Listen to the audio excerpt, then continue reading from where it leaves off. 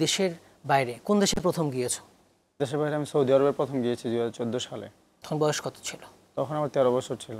ওখানে প্রতিযোগিতার ধরনটা কেমন ছিল?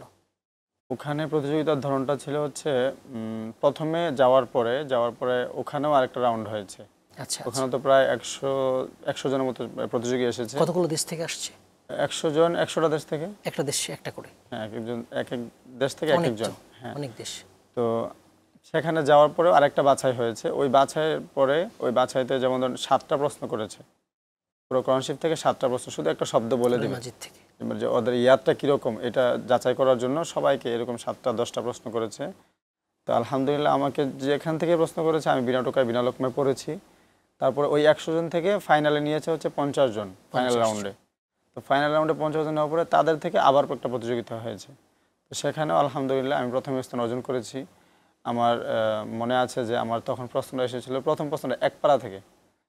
তো আমাদের অনেক সময় দেখা যায় কি যে হয়তো আমরা মনে করি যে 1 পারা থেকে আসবে না, অথবা 30 পারা থেকে আসবে না, 29 পারা থেকে আসবে না। কিন্তু আমি অনেক দেশে গিয়েছি, আমার অভিজ্ঞতা যেটা বলেছে, আমার অভিজ্ঞতা যেটা বলছে সেটা হচ্ছে আমি এই জিনিসটা খেয়াল করেছি যে দেশের বাইরে বেশিরভাগই দেখা যায় যে 30 নম্বর পারা থেকে মানে অথবা 29 পারা থেকে এগুলো থেকে প্রশ্ন করে। 1 পারা থেকে প্রশ্ন করবে, সূরা রহমান থেকে প্রশ্ন করবে।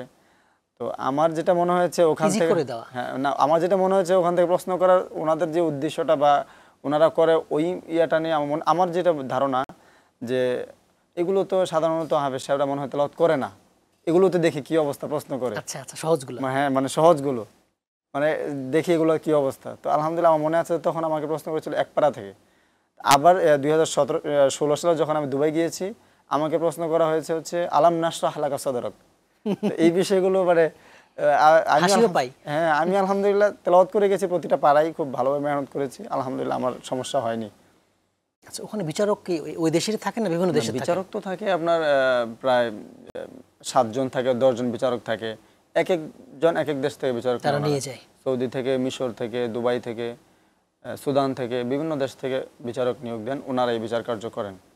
ওখানে গ্রুমিং এর কোনো আছে, ব্যবস্থা আছে? না, ওখানে কোনো গ্রুমিং নাই। ওখানে হচ্ছে আপনার দৈনন্দিন যে প্রতিযোগিতা দৈনিক 7 জনের হয় বা 10 জনের হয়, ওইরকম একটা গ্রুপ থাকে, বাকি রেজাল্ট সবার একসাথেই হয়। ওরা নিজেরা আর করে না, সুন্দর করার চেষ্টা করে না? না না, একেবারেই প্রতিযোগিতাগুলো হয় দৈনিক 7 জন 10 জন করে, তারপরে আবার সম্মিলিতভাবে এই রেজাল্টটা ঘোষণা করা হবে। তোমার যাওয়া আসা থাকা এসব খরচ কোথায় রাখে?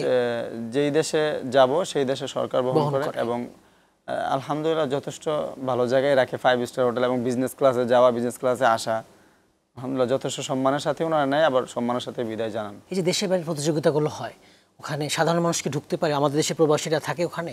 হ্যাঁ, আমাদের দেশে সবার জন্য উন্মুক্ত থাকে সেটা।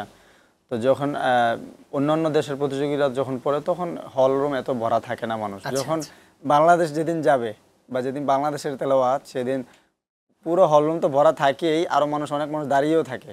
আমাদের প্রবাসীরা ওখানে, আমাদের প্রবাসীরা আলহামদুলিল্লাহ মানে প্রবাসীদের যে একটা আবেগ যে আমার দেশ আজকে পড়বে, তেলাওয়াত করবে, মানে এটা দেখেই আমাদের সাহস আরও বেড়ে যায় আলহামদুলিল্লাহ।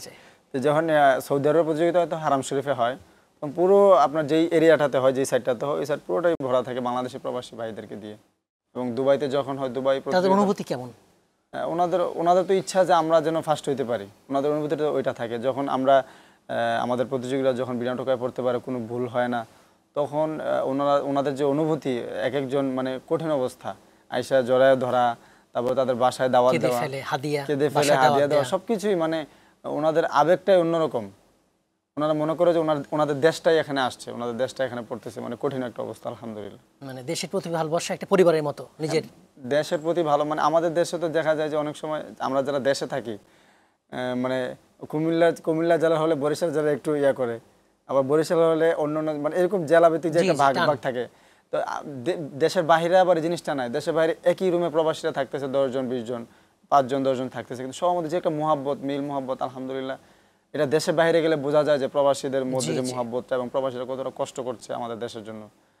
তো ওনাদের যে আবেগ আমাদের দেশের প্রতিযোগী ফার্স্ট হবে, ওনারা অত্যন্ত খুশি হন এবং ওনারা বলে যে আমাদের মুদির, আমাদের মালিকরাও দেখেন আপনাদেরকে, আমাদেরকে খুব সম্মান করে আমাদের যখন ভালো কিছু রেজাল্ট করে।